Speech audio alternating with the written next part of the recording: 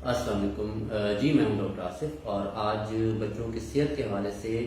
मैं जिस टॉपिक पे बात करूंगा वो बहुत ही पेरेंट्स के लिए कॉमन टॉपिक है।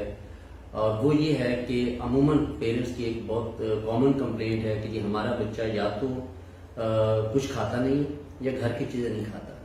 तो बच्चों में भूख ना लगना या घर की चीज़ें ना खाना, उसकी वजूहात क्या हो सकती हैं और उसका हल क्या होना चाहिए।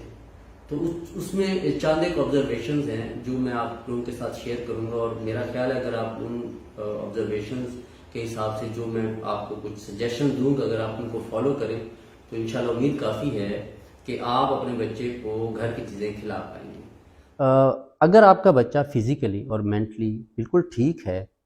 तो उसमें सबसे पहली बात तो ये है कि अमूमन मैंने देखा है जो बच्चे 1 साल से बड़े हैं वो ज़्यादातर दूध पे पल रहे होते हैं, और जब हम हिस्ट्री लेते हैं तो पता चलता है कि उनको 24 घंटे में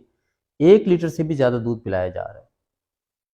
तो 1 साल से ऊपर वाले बच्चे के लिए जो दूध की मिकदार जो रिक्वायर्ड है, जो उसकी सेहत के लिए ज़रूरी है, वो आधा किलो से ज़्यादा नहीं होनी चाहिए, यानी 500 ml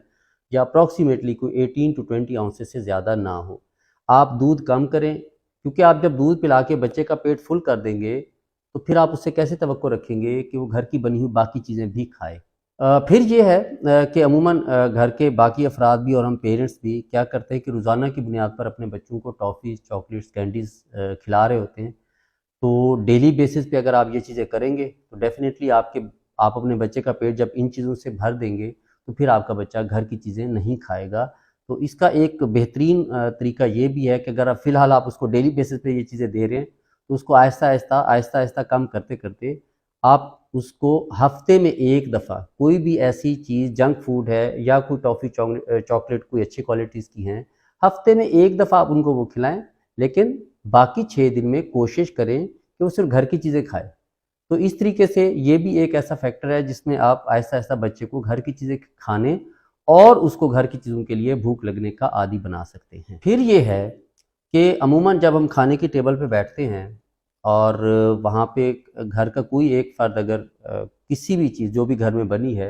और उसमें ये वो कह दे कि जी मैं ये चीज़ नहीं खाऊँगा, मुझे ये पसंद नहीं है, तो आपका बच्चा भी उस चीज़ को फॉलो कर रहा होता है और ऑब्ज़र्व कर रहा होता है, और फिर वो भी जिस तरह आप सेलेक्टिव हो रहे हैं फिर वो भी सेलेक्टिव होना शुरू हो जाता है। तो कोशिश करें कि खाने की टेबल पे जब घर के तमाम अफराद बैठे तो जो घर में बना है, दाल है, सब्ज़ी है, फल है, गोश्त है,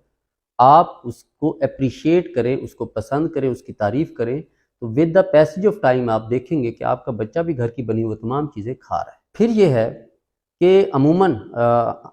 आजकल ये हो रहा है कि जो बच्चों का मोबाइल टाइम है, जो स्क्रीन टाइम है, वो बढ़ रहा है। अब उससे हो क्या रहा है? उससे एक तो ये हो रहा है कि उस स्क्रीन टाइम से बच्चों के जो कुछ साइकोलॉजिकल इश्यूज़, को नफ्सियाती इश्यूज़ आ रहे हैं, उनमें चिड़चिड़ापन आ रहा है, और फिर वो चूँकि मोबाइल पे लगे होते हैं,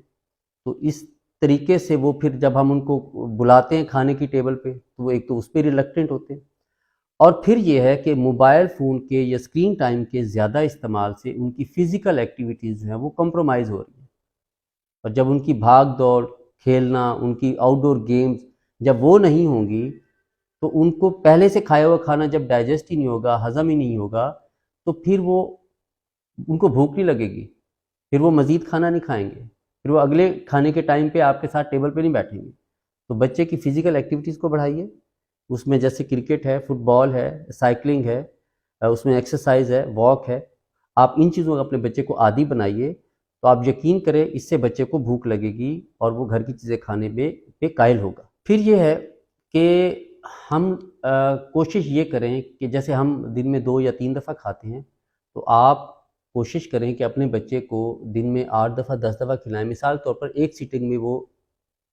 थोड़ी क्वांटिटी में, कम क्वांटिटी में चीज़ खाता है, तो आप उसकी सिटिंग्स बढ़ा दें। यानी आप उसको फ़र्ज़ किया वो एक सिटिंग में थोड़ी-सी मिक़दार में कोई चीज़ हाफ़ रोटी खाता है, तो आप उसको 8-10 दफ़ा दिन में खिलाएँगे,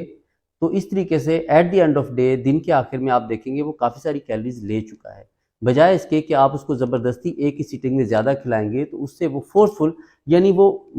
उल्टी करके, वोमिट करके निकाल देगा, और उसको शायद वो चीज़ फिर हज़म भी ना हो। तो थोड़ा खिलाएँ, लेकिन दिन में बार-बार खिला लें। फिर कोशिश करें कि उनको चीज़ें ज़ायके बदल-बदल के खिलाएँ, डिफरेंट चीज़ों का आदी बनाएँ, क्योंकि जो ज़ुबान पे टेस्ट बड्स हैं, वो अल्लाह ने जो बनाए हुए हैं, वो भी मुख्तलिफ़ किस्म के टेस्ट को, ज़ायक़ों को वो फ़ील करते हैं, महसूस करते हैं। तो आप जब आप ज़ायक़े बदल-बदल के खिलाएँगे, तो वो जो टेस्ट बड्स हैं, वो भी उस चीज़ को एप्रिशिएट करेंगे, और फिर बच्चा आहिस्ता-आहिस्ता उन सब चीज़ों का, जैसे मीठा है,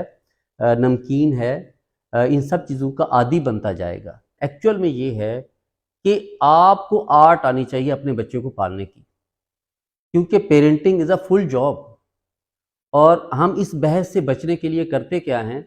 कि अगर हमारे पास पेरेंट आते हैं, जी भूख का शरबत लिख दें, कोई विटामिन्स लिख दें, जी ताकत के शरबत लिख दें, और हम ये सारी चीज़ें एड्रेस करने की बजाय उनको जल्दी से एक प्रेस्क्रिप्शन बना देते हैं कि जी ये भूख लगने का शरबत